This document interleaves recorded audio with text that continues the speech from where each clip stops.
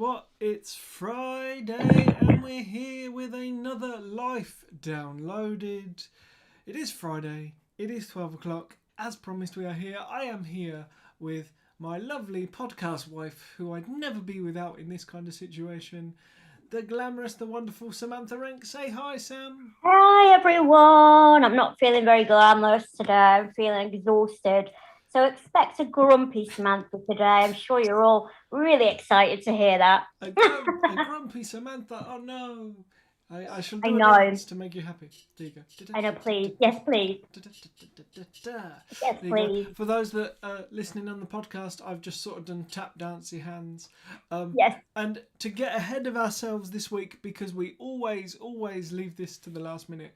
I know. For those that are watching and need us to audio describe ourselves. Hi everybody, I am Dan. I am a mid-30s white man with blonde, getting longer every week, curly hair.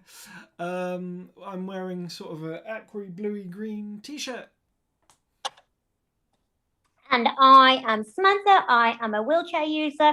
I have got two kind of French plaits on either side of my head. I look very Britney Spears-esque, but obviously not as cute and sexy because I'm not feeling it at the moment. I'm not feeling it. I've got my glasses on today, and I've got this like dress on, which looks like it should go in the bin because it's so washed out. But it's from All Saints, and it's kind of the style where you pay a stupid amount of money for a top that looks like you've battered it around and rubbed stones on it and thrown it around, and then put a really expensive price tag. So, The whole be fair though, shabby chic. yeah, I bought it on eBay, so I'm not actually that pretentious. There you go. I'm that kind of person. I go for the really expensive stuff, but try and find a way of buying it dirt cheap. Sensible. Probably shouldn't say that, should I? Sensible, but also good for the environment. Let's be fair. Absolutely. Because, we've got to look after the environment, reuse, recycle, all that kind of stuff. Sandra, hello. Rachel, hello. Everybody's saying hello this afternoon. Hi, everybody. Hello, welcome. My God, I feel really bad because we've been like pushing for everyone to join us this week, and this is the week where I feel like most deflated. And I've just had an email from like my agent asking about something. You know, when you're like, I don't know what you're talking about. I don't know when I agreed to do that. And now I'm a bit panicked. And I'm like, what have I, like, it's not in my calendar. Where is it? I don't know. And why am I supposed to be doing something for something? And it's a bit scary. I don't want to cry a little bit. But that's fine. No crying as of yet. I'll leave that for tonight when I'm downing my alcoholic beverage. Don't cry. We'll make you feel more positive. We'll do what we can. But if you need to cry, we're all friends here. No, do you know what? I was on the verge of crying yesterday. And it's really, it sounds quite a privileged thing to say. Work is going really well at the moment. We've obviously got International Women's Day coming up on Monday. So I've got 3 times of the year where I'm really, really busy. So we've obviously got when it's Disability History Month, International Day of Disabled People, and then which is like November, December time. Yeah. And then obviously at the beginning of the year, there's a few major kind of events like International Women's Day. And I'm always in demand and I'm super grateful for it. But it is one of the points where you can get overwhelmed. And for all of you that have been following my journey, because I am still up north, I'm hopefully going back to London next week, fingers crossed. Not that I want to leave my mum because it's been so lovely spending time with her, but from a practical point of view, it is an inaccessible home, which has completely stripped me of my independence. So psychologically, that's really taken a hit. But then also on a practical level, when you're super, super busy, but you aren't in your own environment in the sense that I can't just get up in the morning and go where I have to kind of wait for my mum. And my mum's been really, really, really not well for the past few days. In fact, she's not really left her bed. So that means you've got a mother that kind of isn't there to assist me. And then you've kind of got the busiest kind of week ahead, or people kind of wanting a lot from you. And I nearly lost my shit yesterday, if I'm honest. I never, do you know what, Dan? I never ever have moments where I'm like, I wish I could walk. I wish I could, I don't have that kind of, oh, cure me kind of moment. However, yesterday I was like, it'd be so nice if I could just go for a run and clear my head, or go for a run, find like a field and scream, like just scream. And I was even feeling myself snapping at my cats, which is awful, which I never do. And then I feel really guilty for snapping at the cats. However, I vented on Twitter, which is my, go-to place to vent, which is really great because I do feel very supported by the disability community on there. And I just said, today, I feel like I have, I don't feel supported. And I feel that some of the barriers I'm facing at the moment, which are specifically related to my impairment, I feel like I have to divulge too much to non-disabled peers. And I'm struggling to articulate the fact that, do you know what? Things are tough for me at the moment, and I'm struggling with all your requests. And there's that fine line of, I shouldn't have to say that, do you know what? I've not been able to get in the shower for the past few days because my mum's not been very well. And that's why I don't want to Zoom, because I don't feel like I want to go on a Zoom, or, I'm having to struggle because the gripper that I have, my helping hand that I have at my mum's house, is about an inch or two too short. So I'm having to bend over. So I've got backache. And I know it all sounds, I suppose, to some people like not a big deal, but when you're living this day in, day out, and you're really struggling with just day-to-day tasks, and then having to manage your work life, I think that sometimes sometimes I feel trapped. Like if I don't divulge or tell my truth to people, they get a little bit shirty. I got a really passive aggressive email from one person that was trying for some time to set up an interview with me. Like it was pro bono, so I wasn't being paid for it. And, every time I kind of offered days where I was physically able to do it, they weren't available. And I got a message saying, I'm going to give this one last go to do this interview. And I felt like, excuse my language, I felt like going, oh, fuck off. Like, actually, fuck off. I'm really struggling. I'm doing you a favor right now. And it's, Dan, I don't know whether you feel this. It's that fine line of, if you just go, I can't do that right now, people get arsy with you. You're unprofessional. You're not a team player. You're lazy. But if you start going, well, actually, do you know what? I can't even go to the toilet today because my mum's not well and I need help in, you know what I mean? If you go into the nitty gritty of disabled life, then you kind of get them, oh, I get it now, like the pity inside, but they kind of back off from you.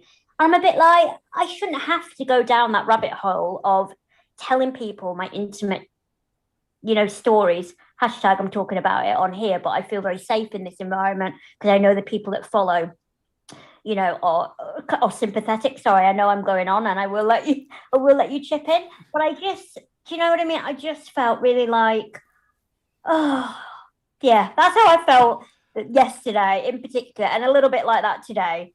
No, and that's entirely fair enough, and this is what we sort of brought Life Downloaded together for, is not necessarily for you to have a space to rant, but to show the realism of our lives and disabled people's lives and the things we have to do, and the things we have to deal with, both positive and negative. We do the flip side. We try to balance, but I totally get it. As disabled people, we're so often asked intimate details for things, whether it be benefit applications, whether it be our ability to do things work-wise. They're questions that we deal with regularly. This happens on a regular basis. It's not just a once-in-a-blue moon question. So, even if it's a random person in the street that just goes, that wonderful phrase that 99% of disabled people have heard at some point in their life, where they go, so what's wrong with you then? It's that kind of thing. We're constantly barraged with questions like that. And so when you're dealing with stuff and you've got lots of work stuff coming in and all those kind of things, and especially in the industry that we're in, where it's fast paced and people want things yesterday, and people, the industry isn't conducive to needing to take a break in any way, shape, or form. It can get on top of you, and it's perfectly okay to say it can. But it's again finding those spaces where you feel comfortable to, and saying it to somebody that you're in a work relationship with can be challenging because you don't want to be replaced. Like it's as flat out as that. You don't want to be replaced. And the thing is, because I had a really humbling response from people on Twitter. A lot of people DM'd me and said exactly that, I shouldn't be put in that position. And actually, no one put me in the position. No one actually asked, no one prodded and probed. It was me feeling like I had to divulge.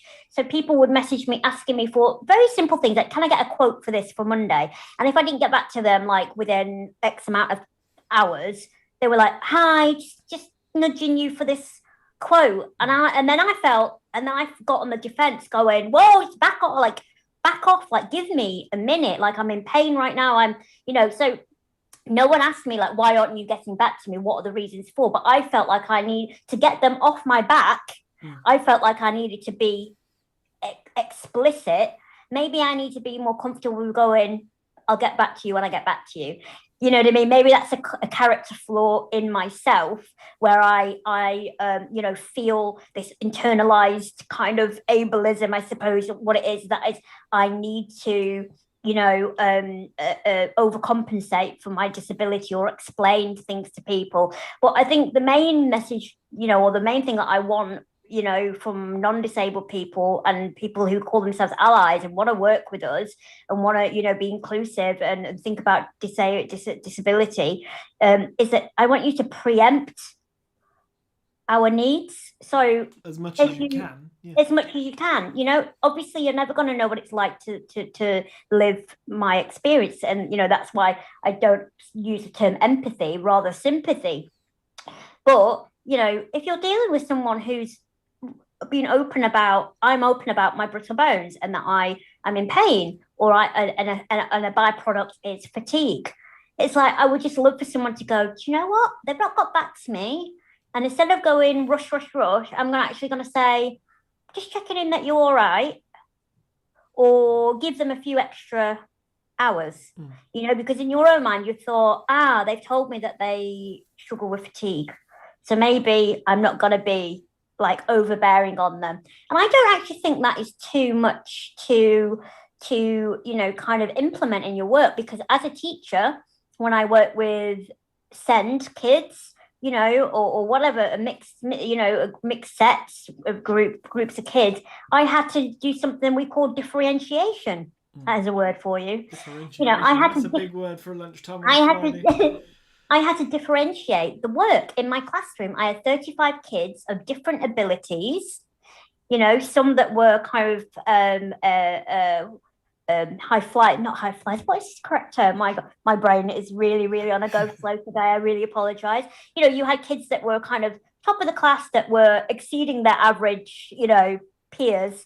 And then you had kids that, were classified as, SEND kids, but they were all in the same class together. And I had to ensure that my pace, my tone, everything incorporated everyone in that class.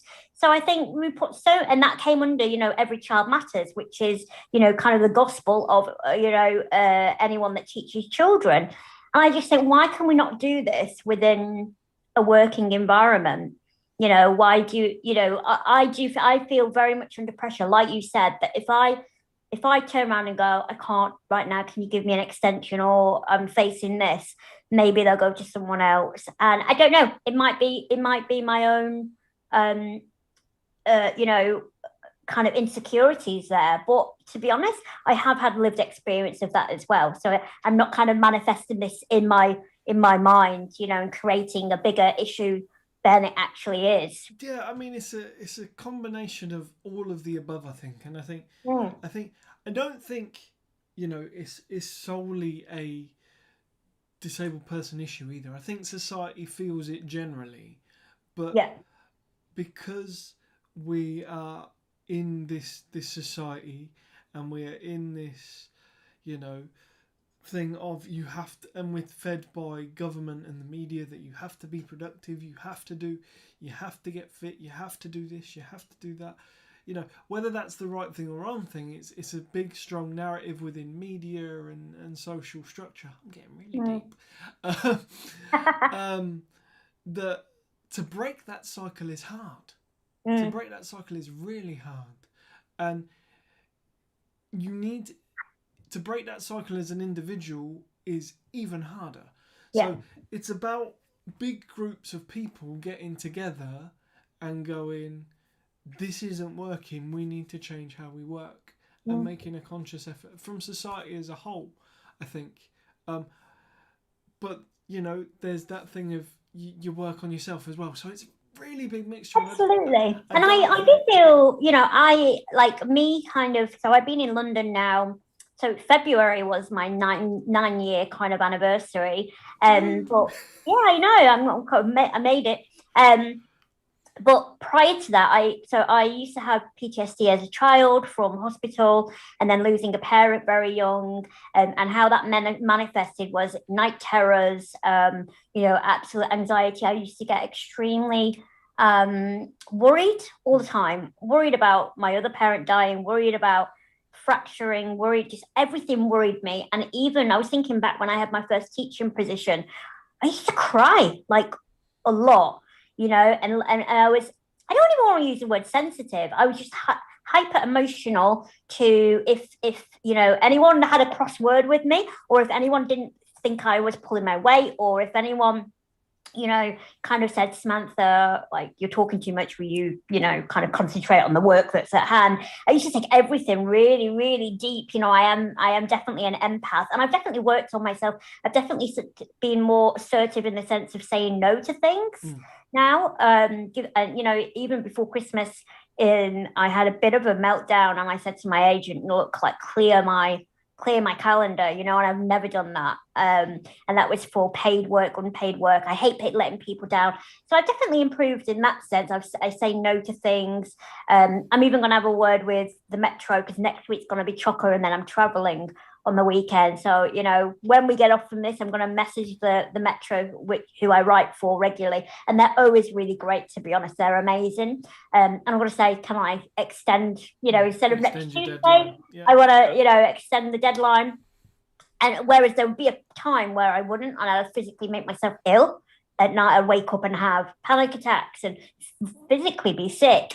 You know, so I do feel like I've grown, and maybe I do need to express myself a bit better. I think just in the moment when you feel like people just aren't taking your needs into consideration, and sometimes maybe I do need to verbalize it a little bit more. But it's just, you know what it is? I think as disabled people, we have to take on so much ourselves. And even though we can be surrounded by, you know, our parents, our family, friends, you know, they're never going to get it.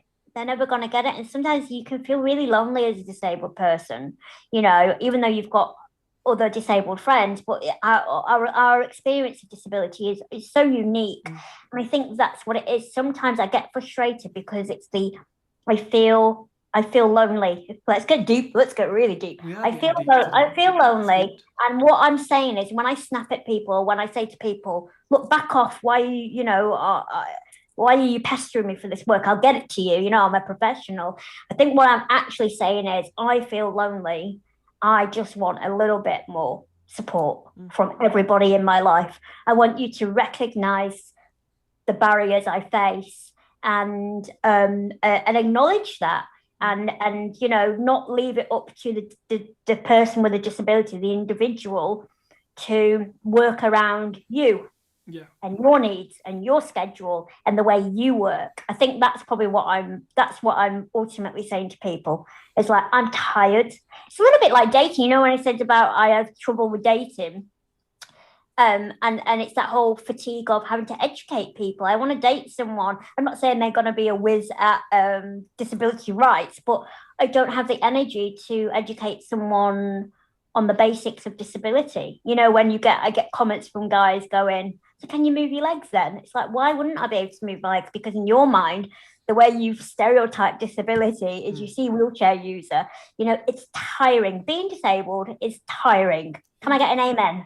Amen. I think you can. I'm reading the comments because we've got a lot of people joining us live today. Hey everybody! If you wanna add in the YouTube comments, if you wanna tweet in the Twitter thing, if you're joining us on Twitter, you can. I promise we're more lively normally. We can see we're not this rambly. But the lovely Adam Pearson is here. Hi Adam. He says Adam. He's had all these feelings too. It's nice to know he's not the only one.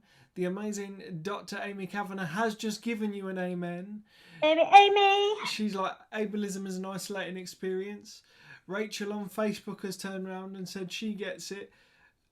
Being a wheelchair user, some days even lifting a spoon can be hard, and it's hard to explain that to people. So there's lots of people feeling your vibe right now, Sam. Oh my God, it actually make me...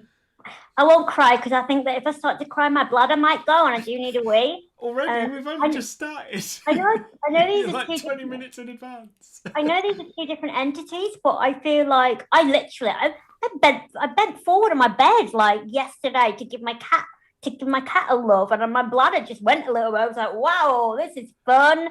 This is what 30s look like. Whoa, great. And also, my underarm hair is just crazy. Like it's like your hair on top of your head. I don't know when that happened. I don't know how it happened. And there's always a patch. So there's always a patch where I seem to constantly miss in the shower. And I'm a glasses wearer, so when I'm in the shower, I can't see. It's even worse, less of a likelihood that I will catch all the stray hairs. But yeah. I think I could plait them. I'd go with plait them. You could plate them. So, I don't know if anybody would eat them, but you could. I mean, part of me is just a bit like, go with it. You're becoming a natural woman. The good thing is, because of my condition, I literally can't lift my arms higher than that. So technically, I could just get away with it until they start dangling in my wheelchair. Do you know what? I'm going to open up to the world now. I'm scared. You what? I'm scared. You're scared. No, I am a man in the world that does shave under my arms. What? Why? Why would you do this? That sounded really judgy. Not super regularly, but it stems back to my wrestling days. Because, when you've got a guy in a headlock, you don't want him to be able to... Oh, now I've got a bad visual and I don't want to have that visual. To pull your armpit hair, so... Sweaty armpits. Can we move on to something... We can move on if you like. I don't know. No offence to guys that like to roll around and smell one another's armpits. I'm sure we don't smell each other's armpits. I think you do, though, don't you? It's a competitive sport. I think you do, though. I think you've just called it a competitive sport just so that you can smell each other's armpits. That's just my opinion. Well, others can have their own. That Adam reckons I'm now going for sponsorship from Manscaped. If Manscaped are watching, I'm up for a sponsorship. Go for it. Or like, I don't know, Dove or Lynx. Oh my God, yes. Why? Right, so... This is really good. So this is a really good segue that I just came up with into our next combo. Go for it. Maybe we should do a Twitter for Dan to be the next Lynx man, because in the Lynx adverts, the men spray themselves and become like a babe magnet, and obviously that's spinning a lot of people's views on disability and sex and relationships on its head. So not only will we get you a prime nationwide commercial, because I mean, who doesn't want that? You probably get free links, which is a bit like, I don't know how I feel about that. But we'll pretend that I didn't say that, because obviously we want sponsorship. And then maybe it might make people think about disability and relationships a little bit in a more nicer way than maybe what we're seeing right now. And I know that I spoke to Adam last night. Lovely Adam, who sends me inappropriate messages. No, he doesn't. They're all... most of the time, he does keep his clothes on. Uh, It does. sorry, Adam. Yes, so we're not going to talk too much about the ins and outs, but there was a lot of Twitter activity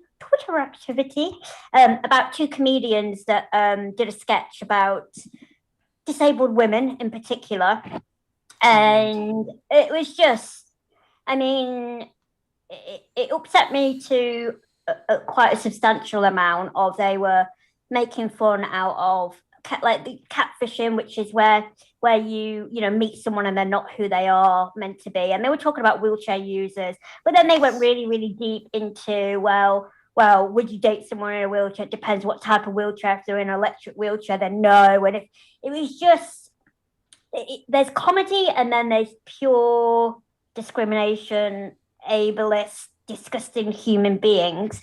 And as it's kind of panned out, because they got a lot of pressure, and rightly so, from the disability community, they kind of did a bit of a naff statement saying that we don't want to offend anyone, blah blah blah. Too late, guys. And you know they want to continue the conversation, and I know that Adam has asked me whether I would talk to them, and it definitely needs to be a female about this. And part of me is just a little bit like, again, where I am right now, why should we be educating people on their blatant ableist attitudes? You know what I mean? Do we have to highlight when people are being homophobic or racist or sexist? Not really anymore.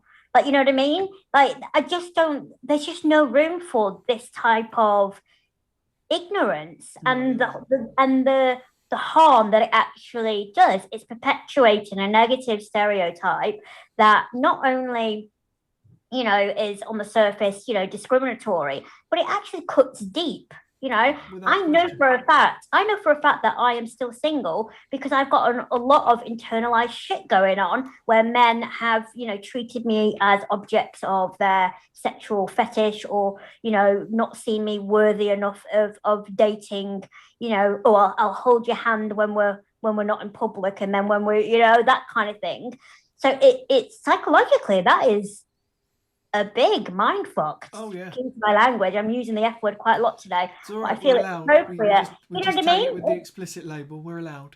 Yeah, but you know, like I don't think I could be in a room with these two gentlemen, even though they are open to learning, quote unquote, without really seeing red. Because I know I come across quite nice and peace loving, but I can, you know, I have a real tipping point, and when I see red, I just go for the jugular, and I become quite a nasty person.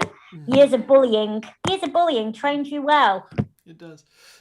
But no, I've seen the clip that we're talking about. I've seen the quote unquote apology that we are talking about. I say that in air quotes because, much like many members of our audience, including Adam and the Dr. Amy Kavanagh, I feel like I have to full name you.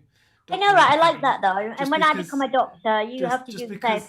When I become a princess, you have to call me princess all the time. Princess Samantha Rank and Dr. Amy Kavanagh. No, yes, exactly. Yes. But and for me, as a guy who is a friend with lots of wheelchair using ladies, and a wheelchair user myself, and all that kind of stuff, it made me angry.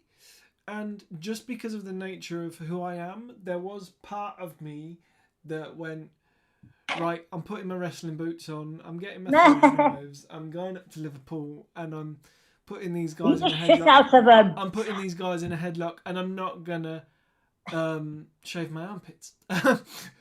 but then I went, at the same time, it's stronger coming from ladies like yourself than it is from me being sort of the white knight man. I will happily be that white knight man if you ask me to, but you have to ask me to first. But you entirely have my support without question. But I can't see how talking the way they were talking in such a degrading manner, not only to women, but disabled women and disabled people in general. I can't see how they didn't identify how out of like bang out of order that was, and that's my problem. Like they knew they were being cruel. They knew they were, kind of targeting disabled people in just a disgusting, dehumanizing manner. So I just think people like this, I don't know. I don't think they're ever going to learn, because that wouldn't, even as a comedian, I don't think I would ever go that low about anyone or anything, unless the only kind of, I mean, not on that scale that they went to, but only if I'm talking about my own lived experience. And we have disabled comedians that kind of, Lee Lost Voice guy, he jokes about disabled parking, etc. But it kind of makes you feel sick when someone appropriates someone's marginalization, and I think that's what it comes down to. They appropriated our daily struggles and our daily, kind of discrimination at the expense of us. And I think that's what's disgusting. And there's a level of doing it too. There are comedians that walk the line, and some people like them, some people don't. Jimmy Carr is one of those comedians. I get on very well with Jimmy. I find he's a gentleman. Every interaction I've had with him, and he's made some controversial jokes in his time about disabled people, but it was a very different level. Yeah. In the fact that he said one of the jokes that he got pulled up on years ago was the fact that he went, one of the benefits of us having lots of injured veterans is our Paralympic team is going to be amazing. Like, but that, I mean, you can see that for me, I don't find that, because that's actually seeing disabled people in what they can achieve, and seeing them in a very natural light. You know what I mean? Whereas what we witnessed on these two gentlemen say it, and basically also saying that if you don't disclose your disability when you're on a date, then you are the scum of the earth. And I thought, do you know what? Maybe all men need to disclose the size of their penis before I go on a date with them, because is that not the same premise? Because I want to know what I'm getting. You might have a teeny tiny picture, and I'm not up for that. That makes me nervous, because honestly, I've never measured it.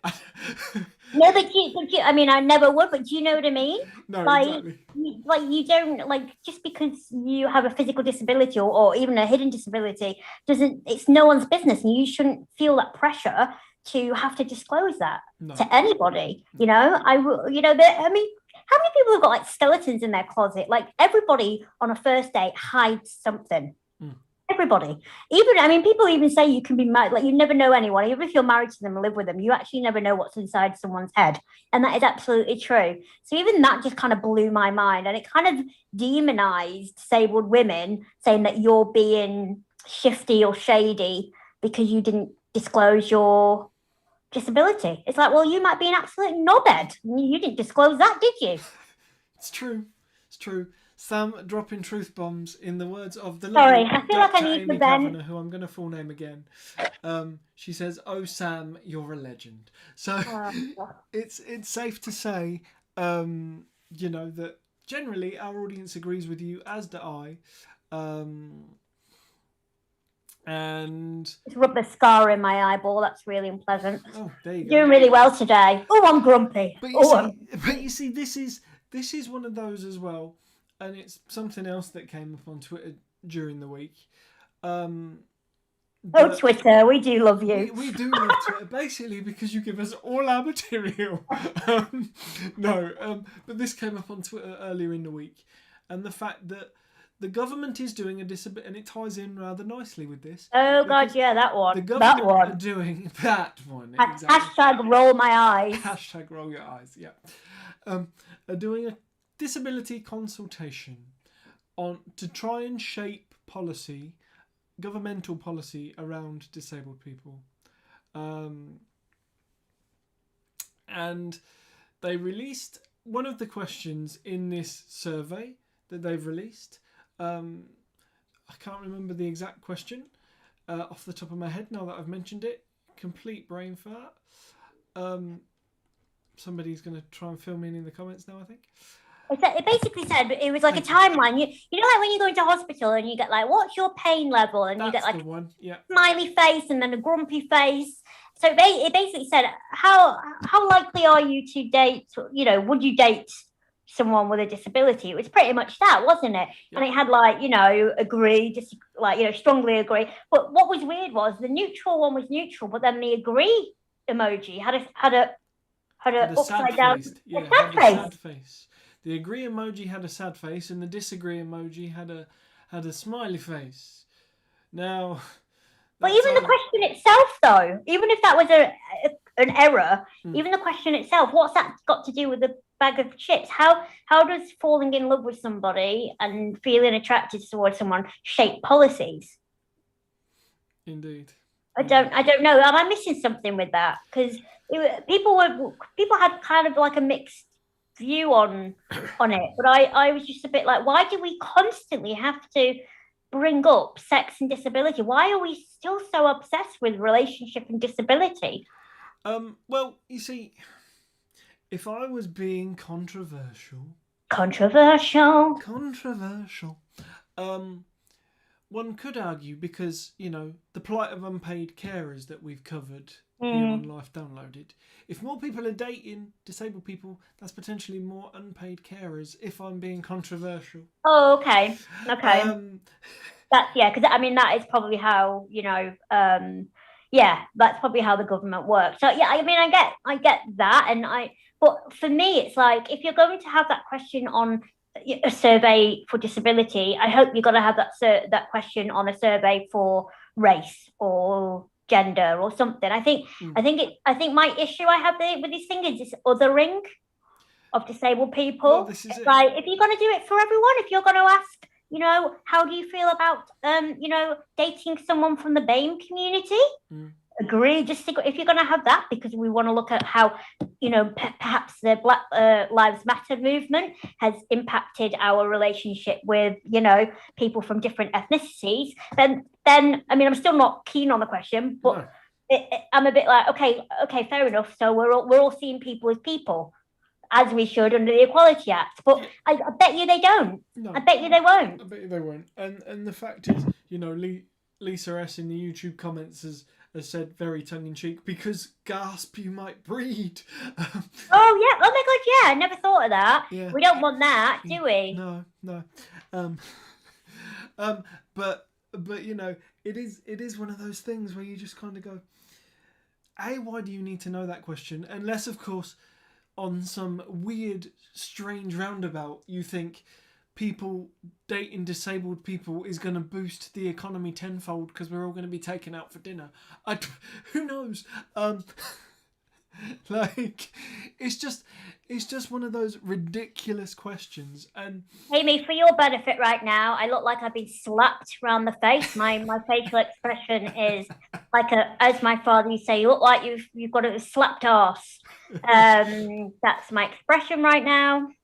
But yeah, it is the most ridiculous question, and should have nothing to do with shaping government policy, unless, of course, you know, as part of the new ESA support, I'm gonna get Fred from First Dates as my wingman. Like, if that's gonna be like a result of this, that disabled people are gonna get Fred from First Dates as a wingman, then I really fancy him as well, but he just got married, so I can't really. Do you have a bit of a crush on Fred? Yeah, I do actually. It's the French, and moi je parle français aussi. I speak French, so I can, like, you know, sway him with my my French skills. Yeah, and my nipple tassels. Hey! This is a question for you, and this is a funny one that I always get asked by non-disabled people, and because I'm conscious of time, because I need to have an important phone call in the next 10 minutes. Do you feel that attitudes have changed for the good, or have they actually gone worse? And I know this is a really divisive question, in the sense that a lot of things I feel like have improved on every level, but I actually, in many ways, feel like we've probably gone backwards. Or is it just because I am more involved with activism? And when I used to live in like rural Leyland, with my close group of girlfriends and, you know, kind of, it sounds sad, but like plodding along with my life, like just, and not really challenging anything. So, like, I don't know, I wouldn't. I mean, I saw inequalities, but if the restaurant wasn't accessible, I'd just go to another one. So am I just noticing it more now because I'm like in the heart of the revolution, or have they actually gone shittier? I kind of feel like they've gone shittier. I think it's a combination of the two, to be honest. I think in lots of ways, yes, they have. I think Sandra's just raised a really good point in the comments, because she's just said because of the pandemic as well, lots of things are being swept under the carpet Absolutely. because of the pandemic, because of, and I hate saying the word, but because of Brexit, because of the pandemic, because of all those things, like equality has been swept under the rug. I Mm-hmm. think it's a combination of that. I think, because of the pandemic, we've been called vulnerable every day for the last year, and you see those people going, "Oh, we should be let out," and those vulnerable people should just be stay in their homes. And I think because we're activists and because we're deep in Yeah. it, we see that stuff because we're keeping an eye on things, and we want to, for bringing projects to life, downloaded for the work that we're doing and trying to further the causes and all those kind of things. I think it's a combination of us being in the eye of the storm, but I think it is fair, to say that things have got worse at the moment. Because, I mean, take last week's podcast, for example, we were talking about ESA and the amount that disabled people used to be able to save. You informed me, and I wasn't aware that it used to be £16,000. It's now six. What does that say? That to me, that is not a positive improvement, because it's No. taking independence away from disabled people. So I But do I mean, think, actual people's attitudes, like on the street. Like obviously, when I did the Maltese advert, and I got so much hurtful comments after that, I was genuinely like shocked. I knew people could be cruel, but I never in all my 20 odd years, because I was like, I mean, no, I was already 30 then. It's only 31 then. you're so All my youthful. 31. I know. Or in my 30 odd years, I'd never, ever, ever, ever, ever I've experienced people kind of looking at me and staring at me in the odd point, and maybe one or two young people giggling. But I never came across anyone that was so awful. And I wonder, and it's probably the internet. The internet fosters this cesspit of cretins for who just feel like they can be verbally abusive, not verbally, but like, and I think that's probably made things worse. That's that chicken and an egg scenario. It is. These views were probably always there, but people didn't have the balls to, or the platform to perpetuate them. And if they did, they were deemed as extremists. Parts of extremist kind of groups, neo-Nazis and all this kind of, far right but yeah, I don't know. I just feel sometimes a little bit sad, and I feel very protective of, my kind of community. Yeah. And that was another thing, like, using the term disability community, and someone said to me that, but aren't you othering us even further? I said, well, no, because disability community is anyone that wants to safeguard and be an advocate for disabled people. It's not just you or I because we live with an impairment. No. It's about anyone who, family, friends, work colleagues, anyone can be part of the disability community. So it's not an othering, it's a, all embracing term for me. And that's how I see it. Yeah, no, definitely. And I think it's a combination of the internet. I think it's a combination of controversial political figures. Tories! Well, yeah, okay, Tories. But even more polarizing than that, it's characters like Donald Trump. Yeah. Those people going to power have enabled people to say things and do things that were politically beyond the pale a decade ago. So there's definitely a whole bunch of new challenges. So I get why you feel things are getting worse, because I feel it too, and I'd say quite a few of our listeners, watchers, whatever, life downloaded peoples, whatever we're gonna call our lovely watchers and fans and so on and so We need to forth. get like a you know, like when people like Rihanna's got I don't know what, or Ariana Grande's got her little posse of people. I don't know what they're called. We need to like come up with a term. Let's leave it up to you guys, you girls. You guys, because we're all about empowerment. Name the fan community of Life Downloaded. Come up with a fan name for Life Downloaded. Keep it clean-ish. Yeah, cleanish. Yeah, ish. That's your mission for next week. Come up with fan names. Drop them to us on Twitter. Drop them to us on Instagram. That's so funny. Yeah, let's finish this on a bit of a positive. But just scrolling back through some of the comments, Adam says he hasn't told his girlfriend that he's disabled yet. Should he do it? It's entirely up to you, Adam. It's entirely up to you, babe. Then yeah, what else have we got? The lovely Dr. Amy has said when she started dating her other half, she didn't explain her visual impairment. So there you go. So yeah, everybody's been really conversational, and Sandra, we like it. Sandra has done her usual and named this episode for us. This episode is going to be called Uptight and Shaven. Yeah. There we go. How do you come up with this shit? Seriously. She's good. She's good. She's good. Good. Maybe a career in marketing. Maybe. I